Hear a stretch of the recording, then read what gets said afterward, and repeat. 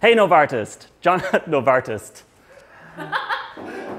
Hey, hey Novartis, Jonathan from AJ&Smart here, and I want to tell you about these really exciting design sprint training bootcamps coming up in September and November this year.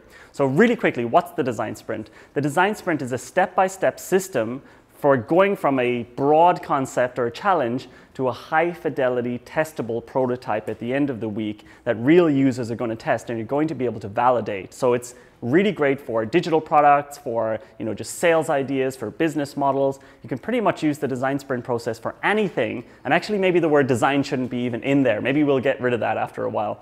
The bootcamp is 2 days, and in these 2 days, you're going to learn everything you need to know about the design sprint. You're going to see case studies, you're going to learn how to facilitate a design sprint, and you're going to see all the different applications for it. It's really high energy, it's extremely practical, and even if you don't end up running sprints yourself afterwards, you're going to learn a lot of techniques for improving your day-to-day work life in this workshop as well. So the design sprint process and the principles dramatically improve efficiency at work. So for example, meetings that go on forever, the design sprint process has ways of shortening that and reducing the irritation that happen in meetings.